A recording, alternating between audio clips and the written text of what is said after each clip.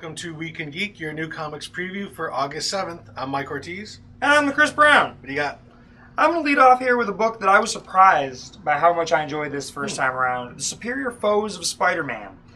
I like Nick Spencer. I like the things he's doing, and they're trying to build a new Sinister Six with 5 villains. They point that out, that they only have 5 villains. It's kind of neat. I enjoy it. The team, who's our team? We've got, Boomerang, and kind of the Shocker, a few sort of lightweight villains, but he's making it sort of intriguing. There's a heist involved, some things going on. Looks like the Punisher's in this issue. And it seems as though maybe they know that Doc Ock is Spider-Man. Oh, wow. I think they know something's up. Okay. Is what I seem to recall. I don't think they know exactly, but they know something's up. Yeah. They know something's weird with Spider-Man. That book's been really cool, and I've dug it. The Hunger, I have not read the first issue yet. I just didn't get around to it yet. I'm behind on so many things. But it is, the idea is that after the end of Age of Ultron, the space-time continuum's broken, things get all over the place, and now Galactus is in the Ultimate Universe. Yeah, things are switching universes. Angela's here, Right. Galactus is there, and who knows who else is where. So I'm willing to give that a try. And also spinning out of the Age of Ultron is the Avengers AI, this was a team, of kind of younger characters for the most part. I thought there was one, they've got, this Alexis, who I'm not really sure of, and Monica Chang. But you got Hank Pym, the Vision, and a Doombot, which is kind of fun. And they're trying to solve all of the artificial intelligence shenanigans that happened from Ultron. So something was going on. You unleashed this crazy virus, because no one knows that they averted what they averted. Yeah. But you still unleashed this other thing, and now you caused all kinds of problems still.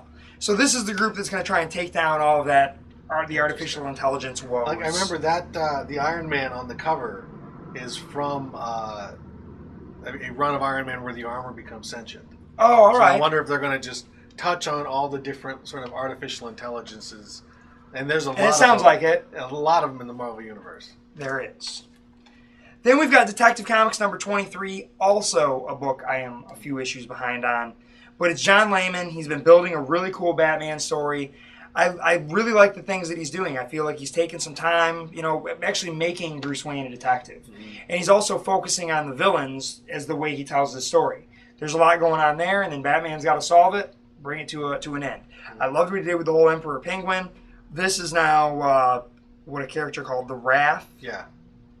Not really familiar. That's an old DC character. Okay. That actually goes. I think it's even a pre-Crisis character, which has an interesting backstory. He's a villain whose parents were criminals that were killed by a cop. So he's the opposite of Batman. All right. Batman's parents were killed by a criminal, and he fights for good. His parents were killed by a cop. At least that was the old storyline. I have no idea if the new one is, but I would have to imagine that's kind of a good origin. They kept that because that's a neat mirror for Batman. That's kind of cool. Looks like there's also something with Man-Bat going on in here. I don't know if that's the backup or... Yeah, okay, so there's a Man-Bat backup story here. Kind of fun. I really like the stuff that they're doing on this book, and I think Jason Fabok's artwork looks great. Great artwork. It's like a cool book. This is Green Arrow number 23. This is written by Jeff Lemire with artwork by Andrea Sorrentino. I really like this book, and I believe this is the point where we're on, or where we're at. Okay, Vlatava, the compound of Count Vertigo. So they're not on the island, they're off that, but I think they're still chasing maybe that same villain. Again, an issue or two behind. Yeah. I've fallen behind on so many things. I'm doing the best I can. This was a book that still interested me. I really like that artwork. I like what they've done and kind of breathed some life into Green Arrow, at least for me. I know some people that aren't liking it as much, but, it's a lot to swallow, the New 52 sort of just changing everything that you once liked about your characters. Yeah. So either you're along for the ride or you're not, but they're also picking up new people, and that's kind of, I've never been a Green Arrow guy. But I'm willing to give it a shot, however many issues later after 2 failed creative teams. Yeah. Only 2? Well, I think only 2, right? Or maybe it was 3.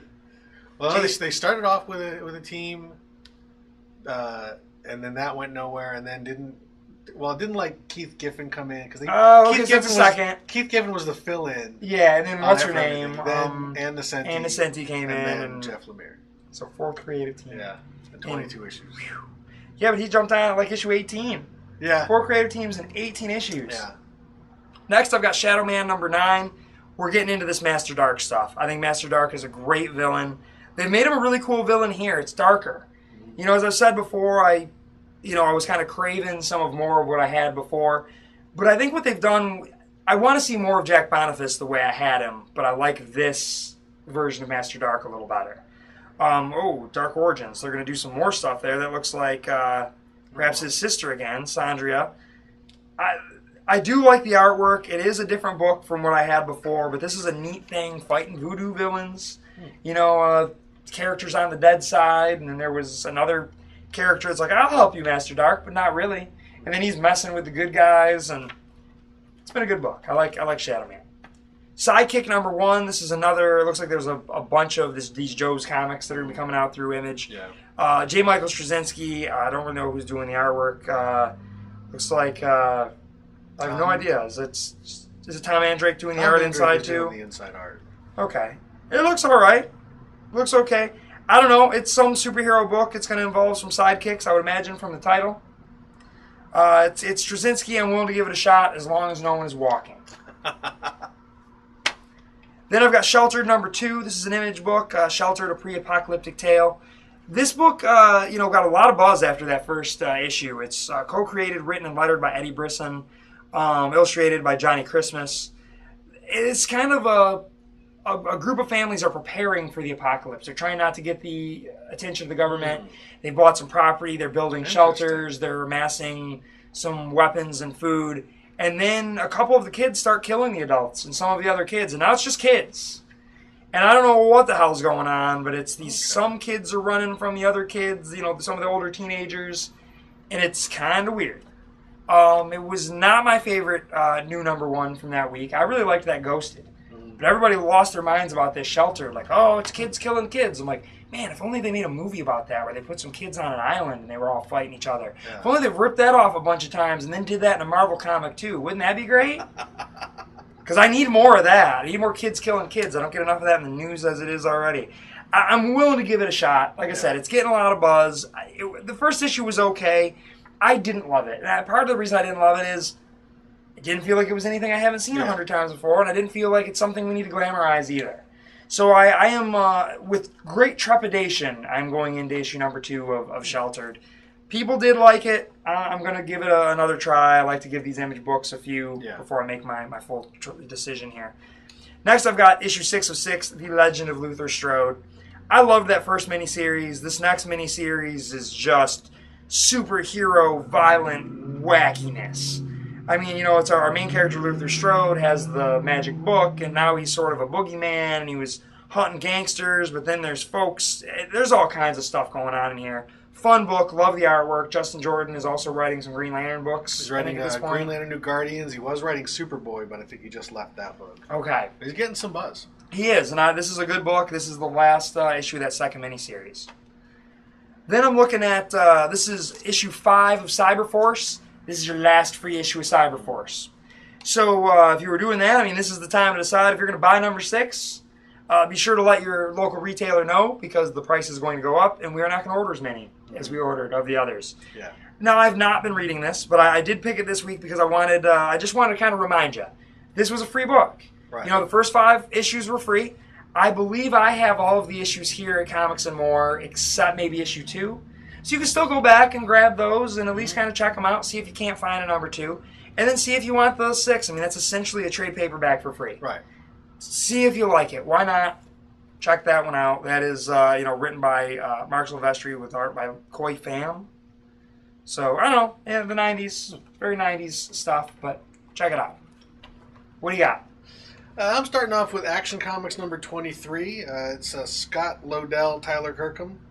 I don't know what's going on necessarily at this point. A new story started last issue. They were doing the Superman and Hector Hammond stuff. Okay. And now we've got these kind of alien bounty hunters or warriors that are showing up to fight Superman. We got some nice artwork on this book. I like it. This looks pretty good. Some people are joking that it's basically a knock on, or not a knock, but kind of an homage to the Guardians of the Galaxy because you got a green woman and you got some other characters that seem Yeah, but you know vaguely what? similar, but we've all had a twinkle in our eye for green chicks in Star Trek. Yeah. Marvel can't claim green chicks, and whatever. Yeah, so this is pretty good. I've always liked. Also, we got a nice World of Krypton backup feature. I've always liked when Superman kind of sticks with his sci-fi roots, and it looks like that's what they're doing here. So I'll give it a shot. Scott Liddell's been doing a decent job. Next up, All New X-Men. This is Brian Michael Bendis, David LaFuente, who I believe was on Ultimate Spider-Man for a while. All right. And it looks like Jean Grey and the Beast are going to be getting it on, at least according to the cover. Interesting.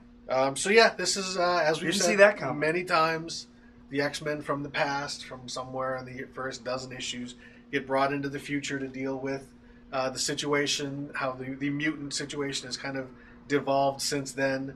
And now they're in the modern day trying to... and they don't want to go back. Yeah, they want to make a better world, working with the X-Men that we've got now. Great stuff from Brian Michael Bendis. As we've said many times, surprisingly, this has been one of the strongest books of Marvel now. Next up, Daredevil Dark Knights #3. This is still Lee Weeks on story and pencils. I'm an issue behind. I didn't read the last issue. Still trying to save the little girl. Okay. They were trying. There was a heart transplant that needs to happen for this little girl. Daredevil has gone out and he's trying to hear the heart. Now he's got his own problems because he had his butt kicked and his memory was off. So he's trying to find the helicopter ends up crashing because it's a wicked storm. Well, he's got to get it and he only has so much time to come back and save her. I bet he saves her. I'm thinking he probably does. We've got absolutely phenomenal artwork by Lee Weeks. Now this is a limited series, but I think there's series within series. I believe so. Like there's the other creative teams coming in. The next issue's got David Lapham doing the art and writing. So yeah, they're getting some different people, who haven't been associated with Daredevil in the past, to give their take. I love Lee Weeks stuff. Yeah, absolutely fantastic stuff. So yeah, I mean on the artwork alone, this is worth getting. Next up, Green Lantern #23. This is Robert Venditti and Billy Tan. Hal Jordan is fighting a Star Sapphire of some sort. No big surprise there. Hal Jordan has been given the leadership of the Green Lantern Corps. That just might be a date. And this is for all we know. Huh? That's true. We know how he likes those Star Sapphire ladies. But there's a big storyline coming. Some things going down with the Corps. They were losing. The Lanterns were all losing their juice, and they have to figure out why. It's probably going to lead to that big crossover that's coming. But good stuff. I think they've done a pretty good job picking up where Jeff Johns left off. This is actually not my favorite of the new books. I think New Guardians is my favorite of the relaunched books, but still, it's pretty solid stuff. Okay. Next up, Kick-Ass #3. We've got Kick-Ass 3 #2. #2, yeah. This is getting confusing. And this is actually the 4th miniseries story because Hit Girl is kind of 1.5. Yeah, but it came after 2. It came after 2. It goes in between 1 and 2. And we've got Kick-Ass 2, the movie, coming out soon. And this is kind of the story that follows that up. Basically, I don't want to spoil the ending of Kick-Ass 2, but stuff goes down that leaves the superheroes, even though they're not super, and they're not really terribly heroic, in kind of a bad predicament. The costumed boneheads? The costumed boneheads. Hit Girl was in jail. She came up with this very complex, elaborate plan to break her out. All right. Passed it on to the heroes who showed up at the jail and then chickened out because they didn't really... They're like, maybe we need some more training before we do this. And Hit Girl's in jail sitting there going, you guys are a bunch of sissies. So yeah, it's basically a bunch of people who aren't heroes and aren't super, trying to be both and failing. Somewhat comedically, but considerably darker in tone than the movie. All right. Next up, Superior Spider-Man #15. We've got the new funky Spider-Man costume with the extra arms going up against the Hobgoblin. And the Green Goblin, I think, is in the last issue he showed up. And he's probably going to make a... Those arms are reminiscent to the Scarlet Spider. Yeah. But I think that is going to be one of the things that tips people to, a Doc Ock situation. I mean, this has been heading towards a resolution. We know. We've all known, if you've been reading a comic book for more than 15 minutes, that Peter Parker will be back, and it's just a matter of when. So hopefully as we've said many, many times, you cannot do an Amazing Spider-Man 2 and not have a book on the stands that matches at that time. Very true. Next up, Satellite Sam #2. This is Matt Fraction, Howard Chaykin. Basically, it's a murder set during the golden age of television. First issue was pretty good. This is an ongoing series. Okay. I don't know how long I'll be interested in watching a bunch of TV execs argue in the 1950s about the future of television.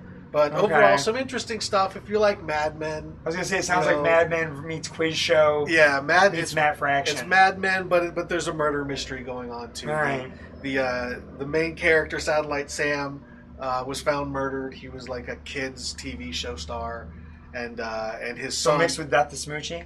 Yeah, there's a lot. Matt Fraction mixes a lot of stuff. All right. But it's got great Howard Chaykin artwork, and for the moment, that's enough to keep me on board. Excellent. Next up, Avengers #17. This is continuing and concluding the prelude to Infinity. It actually says at the end here, end prelude. So now all the pieces are in place for the upcoming Infinity So now series. here it comes. And let's see where it goes. This has been building. It's still got those freaky guys on Mars. Was it Ex Machina or something? Ex Nihilo. Ex Nihilo, that's right. And Starbrand and AIM and all the pieces that Jonathan Hickman's been putting together kind of coalesce here. And next up, Infinity. I'm excited. That's my stack. All right, well, I guess that brings me to the top of my stack here, which is I'm looking at a new Vertigo #1. This is Jeff Lemire's Trillium. I really liked Sweet Tooth a lot, and I think his artwork is fantastic. I mean, he's doing, the New 52 books, and they don't let him draw. Yeah. I don't know if it's just because the artwork takes him too much time or what, but I think there's really some beautiful stuff here. And am I lost? Flip book. It's a flip book. All right, so there's 2 different stories on either side. Interesting. All right, so you got covers looking very similar, but 2 different perspectives of the same image. Oh, cool. Kind of neat. I like that. Really looking forward to this book. Like I said, I loved what he did on Sweet Tooth. I thought it was very well paced and kind of a neat story. I don't really know much about this. It looks like kind of a sci-fi thing. Looks The like artwork's aliens. gorgeous. I really like his art, and I think his writing is pretty strong. So I'm excited about Trillium. I think this is going to be a good one and worth picking up off the stands. Nice. I'm going with Manhattan Projects #13. If you've been watching the show for a while, you've heard us sing the praises of this book many times. Jonathan Hickman, Nick Patera, Jordi Ballar, great stuff. All of the greatest minds of the 20th century are working together on a secret project, the Manhattan Projects, where they're basically inventing all of the stuff that we know Should today. be the bomb, but now it's... Right. The Manhattan Project is a cover for what they're really doing. And now they're working independently of the government, along with the smart guys from the Soviet Union and some smart Nazis, all to kind of bring about a new, better world. They're dealing with aliens. But they're not all the people they're supposed to be. No, and they're also, most of them are quite messed up and disturbed. At this point, we're in the 60s. John F. Kennedy is the president. Franklin Delano Roosevelt has become an artificial intelligent computer that tried to turn on them with the Freemasons and the other weird Illuminati. It's so bizarre, but I love it. Yeah, and Enrico Fermi, who it turns out was an alien probe of some sort, was revealed to the other scientists. And this book features what I'm going to call badass Einstein, who likes to shoot things and torture people. Whether or not that's historically accurate, I don't know. I kind of hope it is. Well, it's not Einstein. No, Einstein is Einstein. It's Oppenheimer. Einstein is from another dimension. Oh, that's right. This is the evil Einstein. The evil Einstein, yeah. The Einstein from this dimension wasn't that great either, though. Sure, we wasn't smart enough not to get overtaken by the other one. So yeah, we've got a crazy evil alternate dimension Einstein. We've got Oppenheimer, who is actually Oppenheimer's twin, who ate Robert Oppenheimer, and he's got lots of other Oppenheimers in his head. As in everyone he's eaten. Including one good Oppenheimer that's fighting. Just read the book. It's really bizarre. It's good. It's weird stuff. But every issue, even though I don't necessarily know what's coming. Oh yeah, we've got, I guess what looks like the Harry S. Truman in the Aztec outfit. Yes. You can't explain this book. Just read it. It's funny stuff. It's heady stuff. I think it's Hickman's best book right now. Absolutely. Even though I love what he's doing on the Avengers. I like him better when he's doing stuff like this, and that's part of why I liked his S.H.I.E.L.D. run so much. Yeah. Because it was doing stuff like this, but he wedged it into the Marvel Universe, but still was allowed to be wacky Jonathan Hickman. Oh, but also one of the things that this book has got that I think makes it work, I love his Fantastic Four run. I love S.H.I.E.L.D. I love the Avengers. none of them really have a lot of humor in it.